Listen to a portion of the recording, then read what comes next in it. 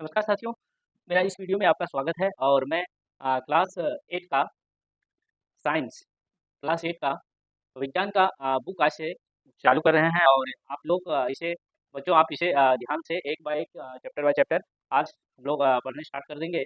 और इसमें अलग-अलग तरह से देखिए सबसे पहले मैं इसको जो किताब में दिया गया है इसे पढ़ाएँगे, फिर इसका क्या करेंगे एग्ज़ाम देंगे, ठीक है? इसका जो क्वेश्चन आंसर होगा इसको एक-एक करके हम सॉल्व करेंगे, ठीक है? तो चलो हम स्टार्ट करते हैं इसमें। चलिए हम स्टार्ट करते हैं। देखिए अध्याय दिया है 1, लेसन नंबर 1 से स्टार्ट करते हैं। यहाँ पे चैप्टर का नाम है रासायनिक अभिक्रियाएं एवं समीकरण, ठीक है? तो ये चैप्टर का नाम आपको याद हो जाना चाहिए, अध्याय नंबर 1 रासायनिक अभिक्रियाएं एवं समीकरण। तो यहाँ पे आगे स्टार्ट करते हैं। कहता है यहाँ पे चलिए इसके बारे में जो दिया हुआ है इस किताब में इसके बारे में हम जान लेते हैं, ठीक है? आपने दैनिक जीवन की निम्नलिखित परिस्थितियों पर ध्यान दीजिए और विचार कीजिए कि क्या होता है गर्मियों में जब गर्मियों में कमरे के ताप पर दूध खुले छोड़ दिया जाता है तो यहाँ पे क्या होता है। दूसरे पॉइंट में दिया है कि लोहे का तावा यानी कि तसला या किल को आर्द्र वायुमंडल में खुले छोड़ दिया जाता है या अंगूर का किण्वन को हो जाता है, भोजन का पकाया जाता है, हमारे शरीर में भोजन को पचा लेता है, हम सांस लेते हैं। तो इन उदाहरणों से हमें जो दैनिक जीवन के लिए काम है वो क्या होता है। तो चलिए इसके और विस्तार से हम लोग इसको जानेंगे। इन सभी परिस्थितियों में प्रारंभिक वस्तु की प्राकृतिक तथा पहचान कुछ न कुछ बदल जाती है। पदार्थ की भौगोलिक तथा रासायनिक परिवर्तनों के बारे में हम पिछली कक्षाओं में आप क्लास 7 में पढ़े होंगे। क्लास 7 में पढ़े होंगे कि पिछली कक्षा में ये कहता है कि क्या हम इसके बारे में जाने थे, पढ़ चुके हैं, ठीक है? जब कोई रासायनिक परिवर्तन होता है तो हम कह सकते हैं कि एक रासायनिक अभिक्रिया हुई है, ठीक है?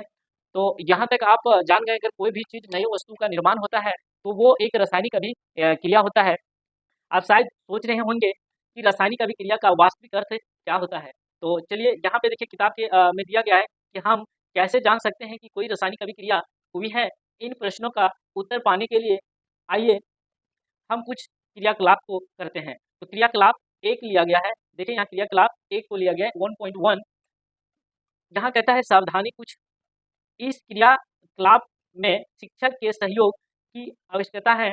सुरक्षा के लिए छात्र आंखों पर चश्मा पहन लें तो उचित होगा। देखिए यहाँ पे कहता है कि सुरक्षा के लिए चश्मा पहन लें। चलिए हम भी आज चश्मा पहन लेते हैं और इसके बारे में और विस्तार से जानेंगे कि क्या होता है।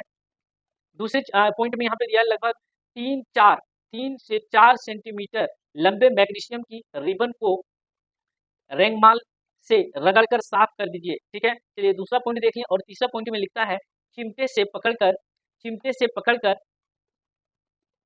पिस्टल लैंप या बर्नर से इसका दहन कीजिए तथा इससे बनी राख को वॉच यहाँ पे देखिए लिखा है वॉच ग्लास में इकट्ठा कर लीजिए जैसे कि चित्र 1.1 में दिखाया गया है। मैग्नीशियम रिबन दहन करते हैं, दहन का मतलब होता है यहाँ बच्चों जलाना, ठीक है? दहन करते हैं समय इसे अपनी आंखों की यथासंभव दूर रखिए। आपने क्या परीक्षण किया। तो यहाँ पे देखिए इस चित्र के माध्यम से दिखाया गया है। सबसे पहले देखिए इसके हाथों में यहाँ पे हाथ है और इसमें क्या लगाया गया है, यहाँ पे देखिए चिमटा रखा है, चिमटा लिखा हुआ है, चिमटा मैग्नीशियम रिबन है, ठीक है? अब रिबन में ये बर्नर है और इसके अलावा वॉच ग्लास है, मैग्नीशियम ऑक्साइड है, ठीक है? यहाँ पे ये कहता है कि मैग्नीशियम रिबन का वायु में दहन का मैग्नीशियम ऑक्साइड को वॉच ग्लास में यहाँ पे गलत हुआ है, कांच गिलास होनी चाहिए, ये लिखा है वॉच गिलास, ये नहीं होनी चाहिए, यहाँ पे होनी चाहिए कांच गिलास में इकट्ठा करना, ठीक है? तो आगे देखते हैं इसके और क्या चीज़ दिए हुए हैं। आपने देखा होगा कि चमकदार श्वेत लौ यानी कि जो आग जलती है उसकी लौ कैसे होती है, श्वेत होता है, कैसे होती है, श्वेत होता है तथा मैग्नीशियम रिबन का दहन होता है और यह श्वेत चूर्ण से परिवर्तन हो जाता है। यह मैग्नीशियम ऑक्साइड का चूर्ण है।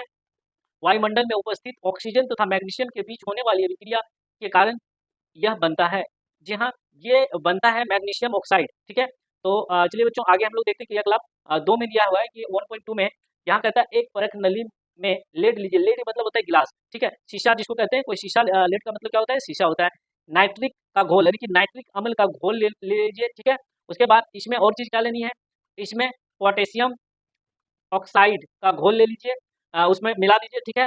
आपने क्या परीक्षण किया और इसके अलावा आपने क्या परीक्षण किया ये हम लोग देखेंगे, ठीक है? तो क्रियाकलाप 2 में यहाँ पे चलिए चलते हैं क्रियाकलाप 3 में लिया है। एक शंक्वाकार यानी कि एक पतली से पास्कल या परखनली में कुछ दानेदार जिंक डालिए। जिंक का कोई वस्तु है जो उसमें डालना है। इनमें से तनु हाइड्रोक्लोरिक अम्ल और सल्फ्यूरिक अम्ल मिला दीजिए। जो 1.3 में दिखाया गया, यहाँ पे 1.2 में ये वाला देखिए, ये वाला जो दिया है ना, यही वाला है। ठीक है, एक सांकरा हुआ लिया हुआ है, देखिए यहाँ पे लिया हुआ है। इसके बाद कांच का एक नली लिया है, कांच का नली है।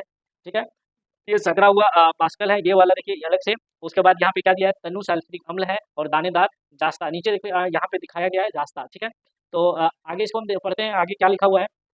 ऊपर दिए गए तीनों क्रियाकलाप के आधार पर हम कह सकते हैं कि निम्नलिखित निम्न किसी भी परीक्षण की सहायता से हम निर्धारित कर सकते हैं कि एक रासायनिक अभिक्रिया हुई है अथवा में परिवर्तन, रंग में परिवर्तन और गैस का विकास, उत्सर्जन, तापमान में परिवर्तन। ये मुख्य पॉइंट है, देखिए ये मुख्य पॉइंट है। ये चीज अभिक्रिया हुआ, पहले अवस्था में परिवर्तन हुई, दूसरी रंग में परिवर्तन हुए, और तीसरा क्या हुआ, गैस का निकास उत्सर्जन हुआ, वहां से बाहर निकल गया। यहाँ पे देखिए ये गैस निकल रहा है। उसके बाद तापमान में परिवर्तन हुआ। ठीक है, क्या हुआ, तापमान में भी परिवर्तन हो गया। यदि हम अपने आसपास हो रहे परिवर्तन को देखते हैं तो पाएंगे कि हमारे चारों ओर विविध प्रकार की रासायनिक अभिक्रिया हो रही है। इस अध्याय में हम विभिन्न प्रकार की रासायनिक अभिक्रिया और उनके परिणात्मक निरूपण का अध्ययन करेंगे। तो यहाँ पे ये चीज हम देख लिए कि अपनी क्रियाकलाप को अलग अलग क्रियाकलाप को लिए थे और इसमें हम अलग अलग चीजों को दिखाएं। चलो आगे चलते हैं। यहाँ पे देखिए दिया है 1.1 में रासायनिक समीकरण क्या है। 1.1 में रासायनिक समीकरण क्या है। क्रियाकलाप 1 से हम लोग फिर से देखते हैं। जो 1 यहाँ क्रियाकलाप ये वाला चीज इसी के उदाहरण से माध्यम से यहाँ पे समझाया गया है। का वितरण दिया, जब ऑक्सीजन की उपस्थिति में मैग्नीशियम रिबन का दहन होता है तब यह मैग्नीशियम ऑक्साइड, देखिए यहाँ पे लिखा गया था, यह मैग्नीशियम ऑक्साइड में परिवर्तन हो जाता है। वाइट के रूप में किसी भी रासायनिक अभिक्रिया का विवरण बहुत लंबा हो जाता है, इसे संक्षिप्त रूप में भी लिखा जा सकता है। इन शब्द समीकरण के रूप में लिखना सबसे सरलतम विधि का ऊपर दी गई है। अभिक्रिया के शब्द में समीकरण इस प्रकार होगा। देखो पहले मैग्नीशियम प्लस ऑक्सीजन, और यहाँ पे डैश दिया गया है, ये एरो का चिन्ह है, देखिए ऑक्सीजन जो बनाया है मैग्नीशियम ऑक्साइड। ये आज इतने ही रखो। Thank you.